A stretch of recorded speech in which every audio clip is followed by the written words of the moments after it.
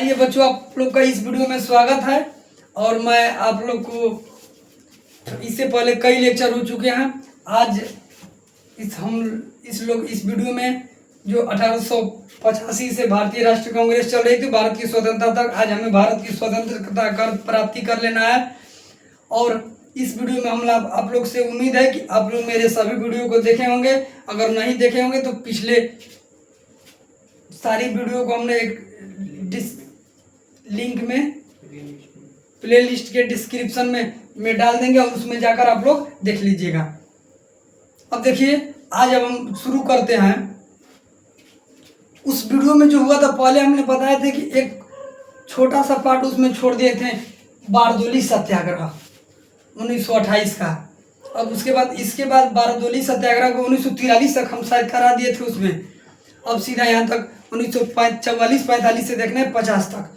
देखिए, अब वहाँ जो हुआ था बारदोली सत्याग्रह के बारे में देखते हैं हम अभी। बारदोली सत्याग्रह, दोली सत्याग्रह, बारदोली सत्याग्रह जो हुआ था, इसके नेतृत्व कर रहे थे बारदोली सत्याग्रह के सरदार पटेल। सरदार वल्लभ भाई पटेल।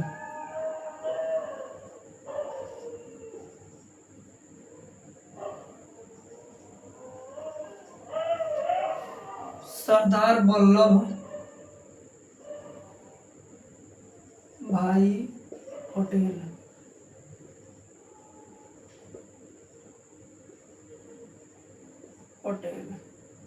सरदार वल्लभ भाई पटेल। कब हुआ था बारदोली सत्याग्रह? 1928 में। कहाँ हुआ था? कब हुआ था? 1928 ईस्वी में।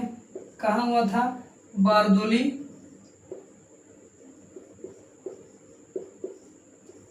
गुजरात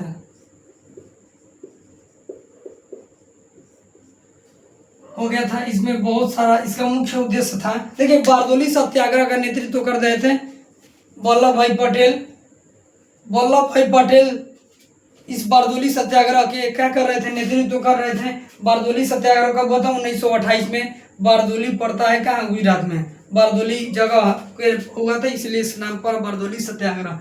इसका मुख्य उद्देश्य था महिलाओं के समाज के उत्थान के लिए, और जितने सारे अलग अलग जगहों पर मजदूरों पर, किसानों पर शोषण किए जा रहे थे, उन शोषण को, उन पर जो विरोध, जो कार्रवाइयाँ की जा रही थी अंग्रेजों के द्वारा, उसका उत्थान करना था।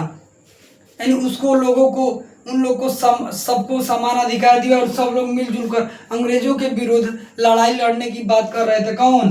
सरदार वल्लभ भाई पटेल। इसमें महिला बढ़ चढ़कर भाग ली थी। इसमें बहुत ज़्यादा महत्वपूर्ण, बहुत सारी महिलाओं ने अपनी भूमिका निभाई थी। इसीलिए इसमें ज़्यादा से ज़्यादा महिलाएं ने बढ़ चढ़कर हिस्सा ली थी। अपनी महिलाएं ने इस आंदोलन में सरदार वल्लभ भाई पटेल की भूमिका को, इसमें अपने उनके रोल को निभाते हुए देखी, और उन्होंने जो कार्य कर रहा था उनके द्वारा की गई कार्य से प्रेरित होती है। इसीलिए महिला ने इस सत्याग्रह में सरदार वल्लभ भाई पटेल को एक उपाधि देती है, जिस उपाधि का नाम है सरदार। सरदार माने होता है, सरदारों का होता है ना, जिसे मुंशी ठेकेदार कहा जाता है, उन्हें कई लोगों को मिलाकर एक जगह जोड़ना सरदार, इसीलिए उसको सरदार कहते हैं कि जो सबको जोड़ कर रखता है। तो जो वल्लभ भाई पटेल को सरदार की उपाधि दी गई थी, सरदार, किसके द्वारा? सरदार की उपाधि महिलाओं के द्वारा, महिलाओं के द्वारा। जो बारदोली सत्याग्रह होता, उसमें महिलाएं ने बहुत इनके कार्य से प्रेरित होकर, खुश होकर उन्हें एक उपाधि देते हैं, जिसका नाम है कौन? सरदार की उपाधि। सरदार की उपाधि को, देखिए, पहले उनका नाम था वल्लभ भाई पटेल, अब उनके नाम के आगे क्या लग रहा है? सरदार वल्लभ भाई पटेल। यानी वल्लभ भाई पटेल सरदार की उपाधि किसके द्वारा दी गई? बारदोली जगह के, बारदोली जिला के महिलाओं के द्वारा सरदार की उपाधि दी जाती है। किसे? सरदार वल्लभ भाई पटेल को, वहाँ के अस्थायी महिलाओं के द्वारा, महिलाओं के, वहाँ के अस्थायी महिलाओं के द्वारा। महिलाओं के अस्थाई, हाँ महिलाओं के द्वारा, वहाँ की अस्थाई महिलाएं थी, उन्होंने इस सरदार वल्लभ भाई पटेल को सरदार की उपाधि दी थी, वल्लभ भाई पटेल जी को। देखिए 1928 में बारदोली सत्याग्रह हुआ था, उसके नेतृत्व कर रहे थे सरदार वल्लभ भाई पटेल। कहाँ से हुआ था? गुजरात से। देखिए अब इसमें महिलाएं ने उनके विचार से प्रेरित होकर, उनके योगदान से प्रेरित होकर, उनके लिए बहुत सारे महत्वपूर्ण योगदान स्रोत रहे, और कई लोग इसमें काम किए महिलाएं, और उनके नेतृत्व से खुश होकर उन्हें सरदार की उपाधियां दी, और यह आंदोलन को धीरे धीरे क्या कि इस सत्याग्रह को सफल बनाया गया। महिलाओं के द्वारा, पुरुष मिलकर उनके द्वारा नेतृत्व किया गया। अब धीरे धीरे वह आगे भी महत्वपूर्ण भूमिका निभा जाते हैं, और भारत में जितने अलग अलग रियासतें टूटी थी उनको जोड़ने का काम कौन करते हैं? सरदार वल्लभ भाई पटेल। इसीलिए उन्हें सरदार की उपाधि महिलाएं ने दी थी। वो सबको जोड़ने का कार्य कर रहे थे वल्लभ भाई पटेल जी। देखिए अब उसके बाद हम लोग देखते हैं बारदोली सत्याग्रह हो गया था, वहां 43 तक देख लिए थे। 1943 में आजाद हिंद फौज आ गया था, सुभाष चंद्र बोस जी ने, हिटलर उन्हें उपाधि दिया था, नेताजी की उपाधि। अब 1944 में देखिए, 1944 में उधर द्वितीय विश्व युद्ध चल रहा है। उधर द्वितीय विश्व युद्ध में इंग्लैंड के ओर से आर्थिक स्थितियां कमजोर रही है, उन लोग हार भी रहे हैं उधर।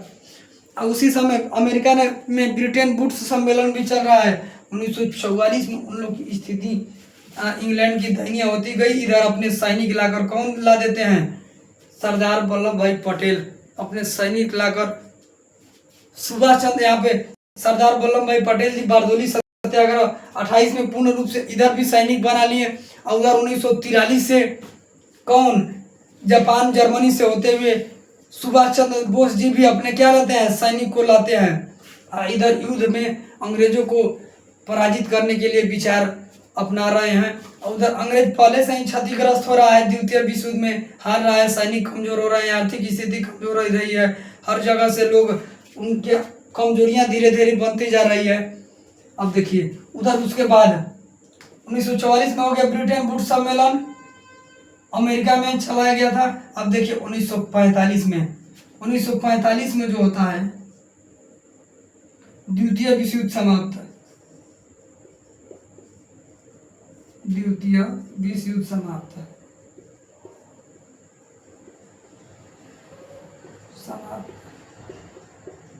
द्वितीय विश्व युद्ध समाप्त करना होता है 2 सितंबर 1945 ईस्वी, 2 सितंबर 1945 ईस्वी में। यानी जब द्वितीय विश्व युद्ध समाप्त होता है, द्वितीय विश्व युद्ध में कई देश भाग लेते, इसके बारे में बोल रहे हैं कि अलग वीडियो बनाएंगे। देखिए द्वितीय विश्व युद्ध में बहुत सारे देश भाग लेते, लगभग 61 देश भाग लेते। ये 6 साल तक, लंबी समय तक युद्ध चलने वाला, 6 साल लंबे समय तक युद्ध चला था। इस युद्ध के दौरान बहुत सारे देशों को अलग अलग जगह से क्षतिग्रस्त हुई, क्षतिपूर्ति हुई। अब देखिए उसी समय जब द्वितीय विश्व युद्ध समाप्त हुआ, इसका महत्वपूर्ण योगदान था संयुक्त राष्ट्र संघ का स्थापना। संयुक्त राष्ट्र द्वितीय विश्व युद्ध का मुख्य योगदान क्या था? 24 अक्टूबर 1945 को, 1945 ईस्वी को संयुक्त राष्ट्र संघ का स्थापना है। संयुक्त राष्ट्रीय संघ, संयुक्त राष्ट्र संघ की स्थापना, संयुक्त राष्ट्र संघ की स्थापना।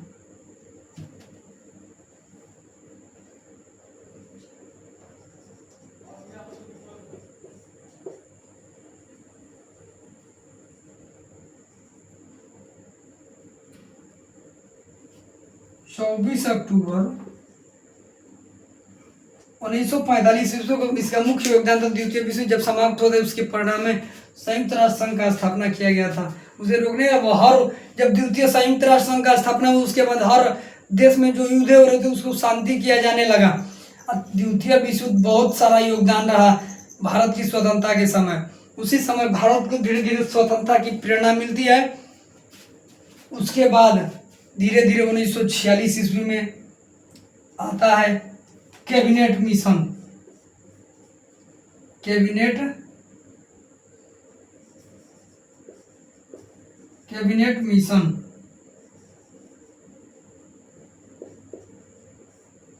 कैबिनेट मिशन देखिए, कैबिनेट मिशन का गठन, कैबिनेट मिशन का गठन, कैबिनेट मिशन भारत का बताया 1946 ईस्वी में। कैबिनेट मिशन के अध्यक्ष कौन होते हैं? कैबिनेट मिशन के अध्यक्ष, जो कैबिनेट मिशन आया था इसमें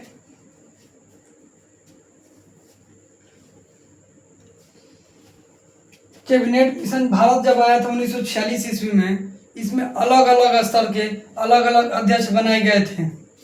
कैबिनेट मिशन के अध्यक्ष थे Stafford Cripps, Pethick Lawrence, A V Alexander. इसमें 3 अध्यक्ष थे। कौन?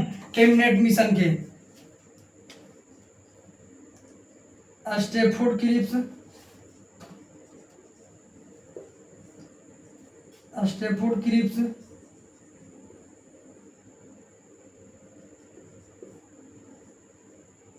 Pethick Lawrence. इसकी अध्यक्षता थे, अध्यक्ष रूप से पूर्ण रूप से कौन थे? Pethick Lawrence, Pethick Lawrence.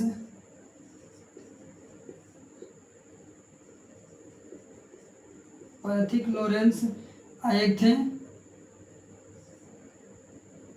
तीनों लोग सदस्य थे इसमें, अध्यक्षता थी, इसकी अध्यक्षता कर रहे थे कौन? पैथिक लॉरेंस अध्यक्ष थे। स्टैफोर्ड क्रिप्स भी थे, इसके सदस्य और कौन थे? A V Alexander, A V Alexander, A V Alexander, A V Alexander. Pethick Lawrence, Stafford Cripps और A V Alexander. Cabinet mission Bharat कब आते हैं? 1946 ईस्वी में, 1946 ईस्वी में।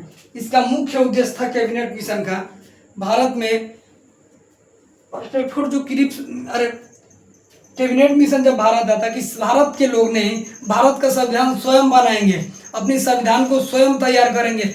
यह भारत कैबिनेट मिशन के सिफारिश पर ही संविधान सभा का गठन किया गया था। पूर्व पहली बार कैबिनेट मिशन के सिफारिश पर, यानी भारत के लोग, कैबिनेट मिशन ने सिफारिश किया कि भारत के लोग क्या करेंगे? अपना संविधान स्वयं बनाएंगे। जब कैबिनेट मिशन भारत था उस समय इंग्लैंड के प्रधानमंत्री अब बदल चुके हैं, लेबर पार्टी, उस समय लेबर पार्टी का शासन था। उस समय लेबर पार्टी से प्रधानमंत्री कौन थे? Clement Italy, Clement Italy. देखिए उस समय इटली है, क्लेमेंट,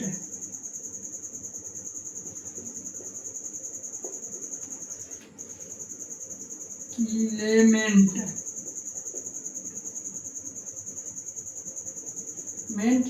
इटली। किस पार्टी के अध्यक्ष थे? पैथिक लॉरेंस क्या थे? वहां के प्रधानमंत्री।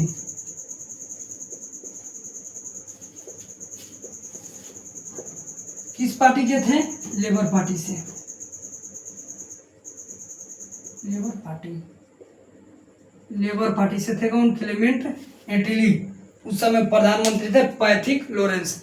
द्वितीय विश्व युद्ध में कौन थे? क्रिप्स मिशन जब आया था तो उस समय विंस्टन चर्चिल, जब तीनों गोल में समन्वय था रैमजे मैकडोनाल्ड, और जब इस समय कैबिनेट मिशन आया उस समय, अभी कौन है कैबिनेट मिशन के समय? पैथिक और Clement Italy, Clement Italy, Italy जो लेबर पार्टी से थे। देखिए इसका मुख्य उद्देश्य था कौन सी? कैबिनेट मिशन का, कैबिनेट मिशन के सिफारिश पर संविधान सभा का गठन। इसके सिफारिश पर, इन कैबिनेट मिशन के सिफारिश पर, कैबिनेट मिशन के सिफारिश पर, सिफारिश पर, कैबिनेट मिशन के सिफारिश पर, कैबिनेट मिशन के सिफारिश पर संविधान सभा का गठन, संविधान सभा का गठन किया गया, गठन किया गया। किसके सिफारिश पर? कैबिनेट मिशन के सिफारिश पर। देखिए कैबिनेट मिशन भारत में कब आया? 1946 में। इसके मुख्य अध्यक्ष, इसके अध्यक्ष कौन थे? पैथिक लॉरेंस, और उसके 2 सदस्य थे, V Alexander Cripps, Stafford Cripps. इसमें इसका मुख्य उद्देश्य क्या था? भारत में संविधान सभा, इसके कैबिनेट मिशन के सिफारिश पर भारत की संविधान सभा का गठन करना, भारत की स्वराज से बाद अपना खुद से संविधान बनाना। और उसमें महात्मा गांधी भी कहते कि भारत के लोग भारत की संविधान खुद ही बनाएंगे, स्वयं बनाएंगे। और इसमें 46 में हुआ था कैबिनेट मिशन। उस समय प्रधानमंत्री कौन थे? क्लेमेंट एटली थे। कहाँ के? ब्रिटेन के प्रधानमंत्री। देखिए अब उसके बाद हमने देखा बारदोली सत्याग्रह। बारदोली सत्याग्रह हुआ था 1928 ईस्वी में। 1928 ईस्वी में किसके द्वारा? सरदार वल्लभ भाई पटेल के द्वारा। उन्हें सरदार की उपाधि दी गई थी वहाँ की महिलाओं के द्वारा। कहाँ हुआ था? बारदोली में। देखिए अब उसके बाद हम नेक्स्ट देखते हैं। अब उसके बाद हो गया कैबिनेट मिशन।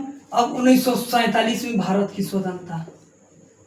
देखिए 1946 में तो संविधान की बात है, लेकिन थोड़ा सा बता देते हैं। जब 1946 में आया था कैबिनेट मिशन, उसी समय पहली बार 9 दिसंबर 1946 ईस्वी में संविधान सभा का गठन होता है। पहली बार संविधान सभा की बैठक होती है, प्रथम बैठक संविधान सभा का,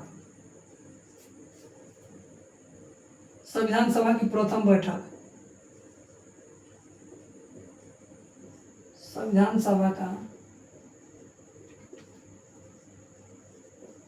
प्रथम बैठक,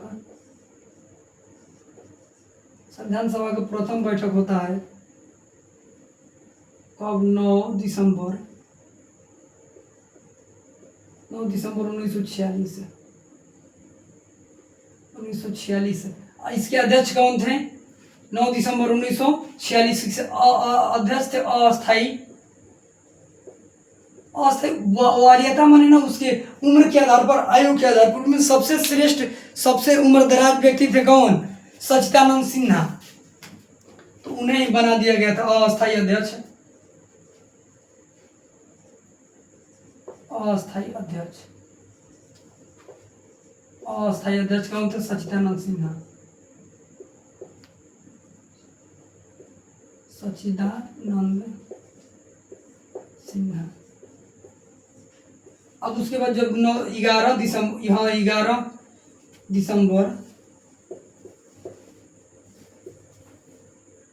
दिसंबर जब 1946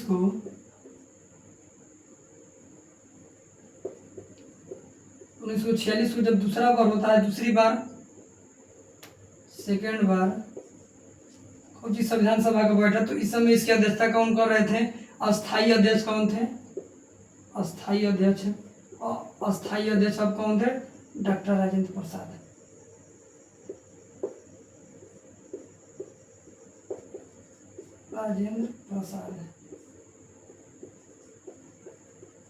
डॉक्टर राजेंद्र प्रसाद। अब उसके बाद फिर होता है 13 दिसंबर 1946 को थर्ड संविधान सभा का बैठक। इसमें कई अध्यक्ष होते हैं, इसमें निश्चित रूप से कोई माना नहीं है, इसमें बहुत सारे अध्यक्ष शामिल हुए हैं, बहुत सारे सदस्य। देखिए पहला 9 में, दूसरा का 11 दिसंबर 1946 डॉक्टर राजेंद्र प्रसाद अस्थायी बने थे वो। तीसरा का बुद्ध में कई लोग इसमें शामिल हुए।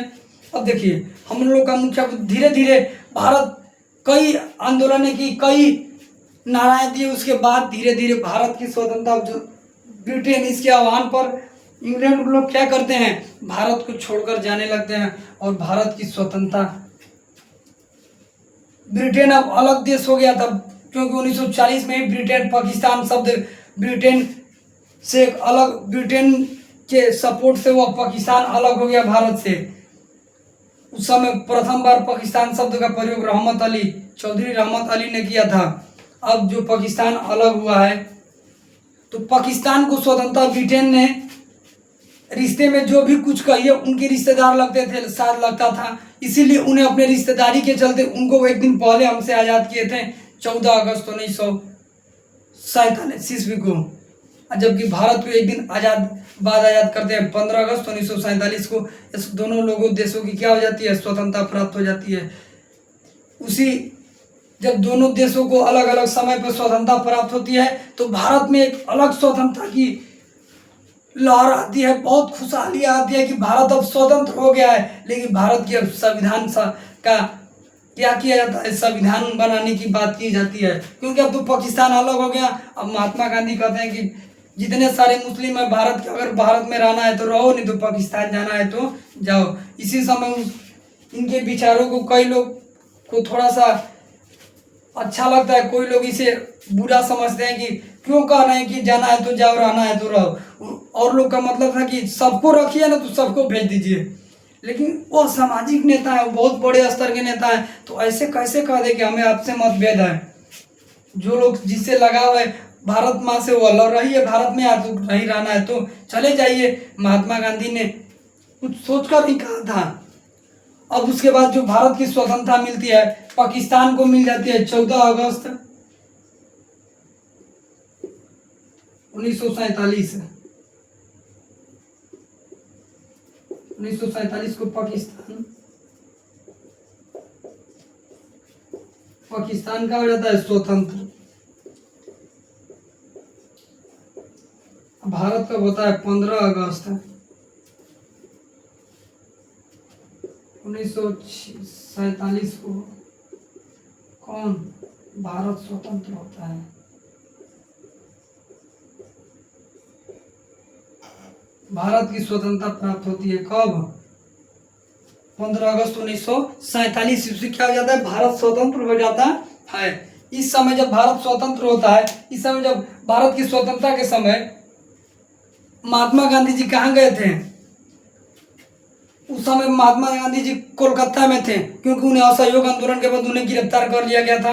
फिर जब 1945 में स्वतंत्रता के समय अंग्रेज के अधिवेशन की अध्यक्षता कौन कर रहे थे, अंग्रेज की अध्यक्ष कौन थी, तो उस समय अध्यक्ष कौन थी, जेपी कृपलानी जी। जेपी कृपलानी। भारत स्वतंत्र हो गया, इस समय महात्मा गांधी जी कहाँ थे, कोलकाता में।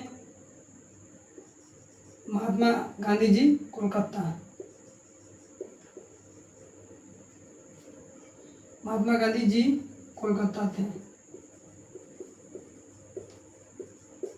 कोलकाता में थे, कोलकाता में। और 1947 में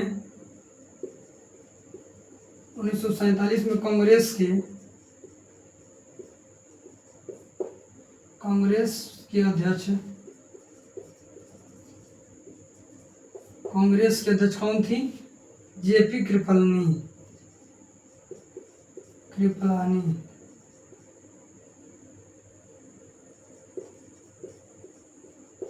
जेपी कृपलानी कौन थी, कांग्रेस के क्या थी, अध्यक्ष उस समय जब भारत स्वतंत्र हुआ था 1947 ईस्वी में। अध्यक्षता कर रहे थे। देखिए अब भारत धीरे धीरे स्वतंत्र हो जाता है, भारत में स्वतंत्रता की आह्वान हो जाती है और भारत में खुशियां की लहर दौड़ने लगती है। भारत 15 अगस्त 1947 को स्वतंत्र हो जाता है और इंडिपेंडेंट दिवस की घोषणा करता है। और भारत आज के बाद हर दिन हर वर्ष अपनी स्वतंत्रता दिवस मनाता है 15 अगस्त को। लेकिन एक बात हमें आज भी याद आ रही है कि हमें जो पूर्ण स्वराज की घोषणा किया था 26 जनवरी को, हमें उस दिन का अभी याद आ रही है। तो अब भारत सोच रहा है कि हमें आज़ादी, हम लोग सोचते थे कि 26 जनवरी को मिले, लेकिन अब तो 15 अगस्त को ही मिल गया। तो उस समय हमें लगता है कि अब हम क्या करें, तो यार धीरे धीरे एक दिन 26 जनवरी का इंतजार करते हैं। तो भारत में अब संविधान बनाने की बात होती है, तो भारत, महात्मा गांधी कहते हैं कि भारत का संविधान अब भारत के लोग ही बनाएंगे। तो अब संविधान की तैयारी धीरे धीरे लग जाते हैं लोग। तो संविधान बनाने वाले, संविधान में बहुत सारे संविधान सभा का गठन की गई, उसमें बहुत सारे लोग अस्थायी रूप से, अस्थायी रूप से और अस्थायी सदस्य डॉक्टर राजेंद्र प्रसाद, जो संविधान सभा का गठन होता है उसमें प्रारूप समिति की अध्यक्षता कर रहे थे डॉक्टर BR अम्बेडकर जी। और उसमें बहुत सारे नेता शामिल थे, लगभग 289 सदस्य सभी थे जब इस समय संविधान सभा का गठन हो रहा था। संविधान सभा का गठन होने में बहुत लंबे प्रोसेस लगता है। उसी समय महात्मा गांधी को 48 में आते आते 30 जनवरी 1948 को महात्मा गांधी जी की क्या हो जाती है, हत्या हो जाती है।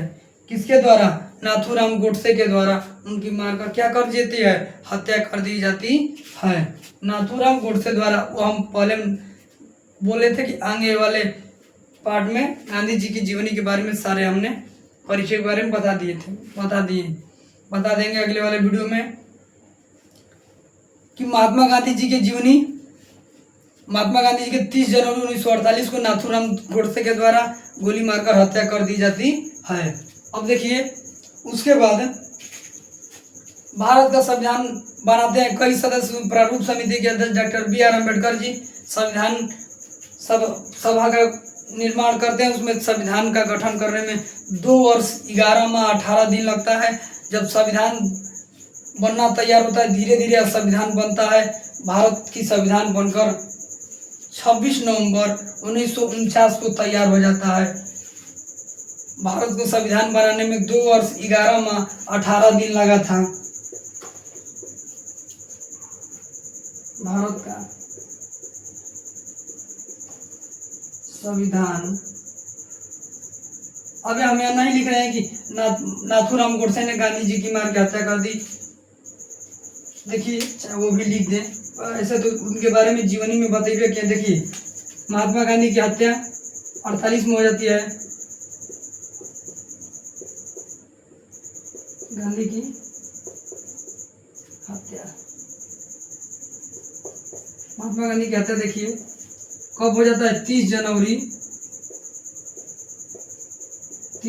1948।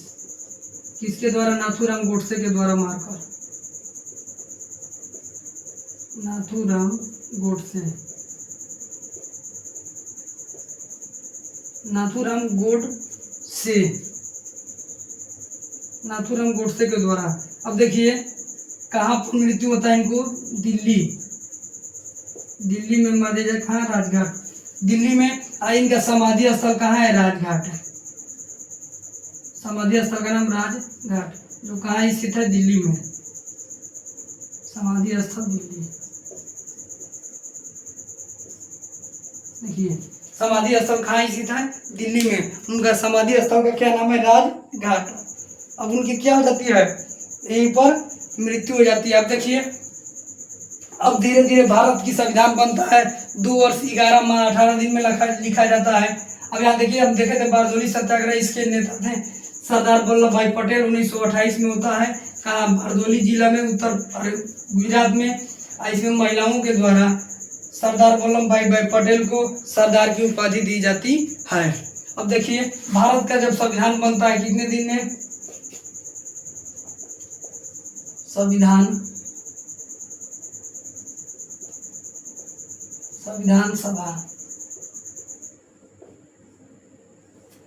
सभा देखिए तो अस्थाई सदस्य कौन थे, अस्थाई सदस्य राजेंद्र प्रसाद।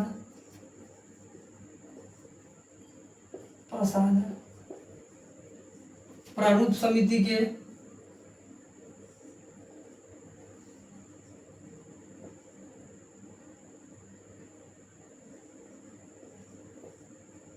समिति के अध्यक्ष कौन थे, डॉक्टर बी आर अम्बेडकर।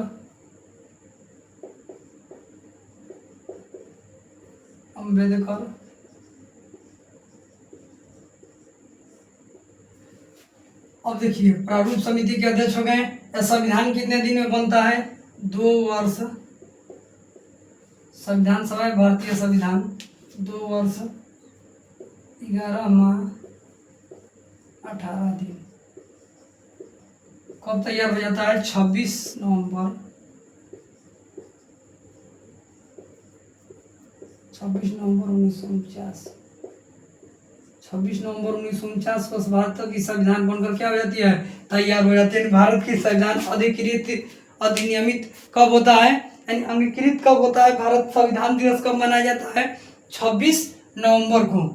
अंगीकृत माने तैयार हो जाना, पूर्ण रूप से बनकर कब तैयार हो जाता है, 26 नवंबर का भारत की संविधान बनकर क्या हो जाती है, तैयार हो जाती है।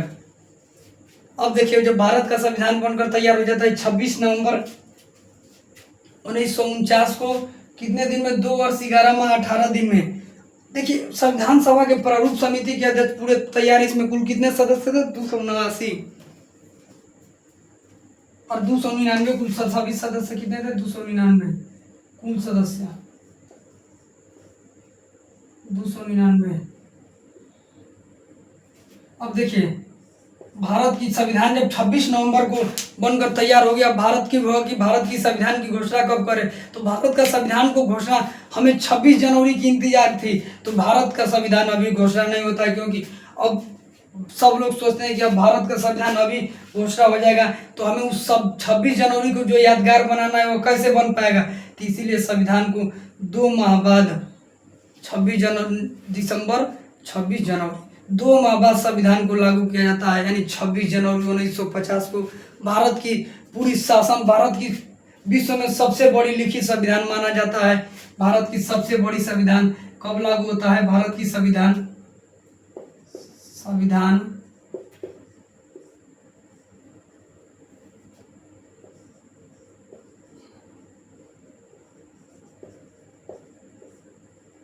भारत का संविधान 26 जनवरी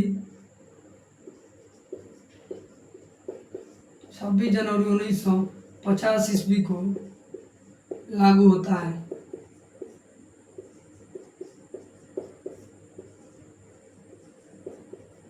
और 26 जनवरी को हम लोग किस दिवस के रूप में मनाते हैं? गणतंत्र दिवस।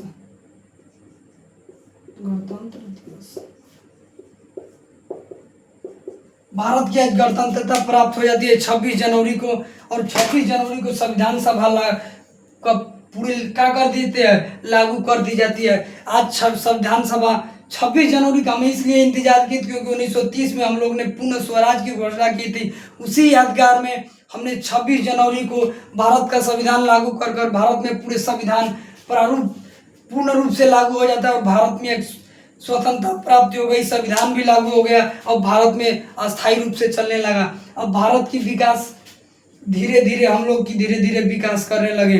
ऐसे समय जो भारत के राष्ट्रीय चिन्ह कम पुष्प हर चीज को धीरे धीरे जोड़ा गया। अब भारत जब स्वतंत्र हुआ तो भारत की स्वतंत्रता में एक अलग खुशहाली है। इसमें बहुत सारे वीर जवान महासपूतों ने शहीद हुए। आज उनकी कुर्बानियों को देखिए, भारत एक न एक दिन स्वतंत्रता प्राप्ति हो गया, और उनके द्वारा जो कुर्बान की गई थी हर लोग उनके आज कुर्बानियां बर्बाद नहीं गई। कहा जाता है कि किसी के पीछे आप समय देते हैं वह एक न एक दिन सफलता जरूर प्राप्त होगी। भले समय लग सकता है, देर हो सकता है, लेकिन अंधेर नहीं होगा। सत्य हमेशा का कहा कि सत्य में समय लगता है सत्य को साबित करने में, लेकिन वो कभी सत्य परेशान हो सकता है लेकिन कभी भी पराजित नहीं हो सकता है। समय लगता है सफलता को प्राप्त करने में, उसके पीछे जितना समय लगेगा धीरे धीरे वह सफलता प्राप्त हो जाएगी। लेकिन एक ना एक दिन देखिए, जैसे मेरे देश के वीर सपूते ने कितने शहीद हुए, कितने लोगों की हत्या हुई, फिर आज एक दिन जाते जाते भारत की स्वतंत्रता भी प्राप्त हुई, और उसके बाद संविधान सभा भी 26 जनवरी 1949 को लागू हुआ, जिसे पूर्ण स्वराज के रूप में आज भी याद किया जाता है। और गणतंत्रता दिवस भी मनाया जाने लगा 26 जनवरी को, और स्वतंत्रता दिवस 15 अगस्त।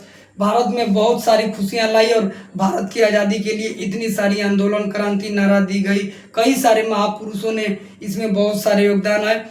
मैं आज इतनी सारी जानकारियां अभी थी, और देखिए इतने सारी जानकारियां हमने इकट्ठा किया। इसमें पहले संविधान पूरे भारत की 1885 से और 1950 तक जब से कांग्रेस पार्टी बनी, भारत की स्वतंत्रता के लिए धीरे धीरे सुधार हुई, और आज तक यह भारत को स्वतंत्र कर भारत की गणतंत्रता भी प्राप्ति हो गई। अगर इस वीडियो में देखिए, जितने सारी हमने पहले वीडियो बताया था और अब तक सारी पूरी जितने वीडियो हुआ उसमें जो सारी वीडियो हैं उसको एक प्लेट के रूप में बनाकर उसको डाल दिया जाएगा। आप सभी वीडियो को देख सकते हैं। इससे हर कॉम्पिटिटिव एग्जाम में, चाहे बोर्ड का परीक्षा हो, मैट्रिक का या इंटर का या कॉम्पिटिटिव एग्जाम का हो, सभी एग्जामों में इससे जितनी सारी जानकारियां हमने इकट्ठा की है, जितने सारे 1885 से 1950 की स्वतंत्रता तक हर सारी एक घटना को हमने वर्णन किया है। इसमें बहुत सभी कॉम्पिटिटिव एग्जाम में पूछा ही जाता है। और सबके लिए महत्वपूर्ण है। अगर आप लोग को अगर यह सभी मेरा जो पढ़ाया गया कंटेंट है अगर आपको अच्छा लगे तो आप लोग इस वीडियो को लाइक करना, शेयर करना और सब्सक्राइब करना, ज़्यादा से ज़्यादा लोगों तक शेयर करिए अगर इस चैनल को, ताकि आप लोग को वीडियो अच्छा लगे और आप लोग को वीडियो एक प्ले इट के रूप में मिल जाएगा। हमें आप लोग से उम्मीद है कि आप लोग इस वीडियो को लाइक करिएगा, सब्सक्राइब करिए और ज़्यादा से ज़्यादा शेयर करिए। जय हिंद।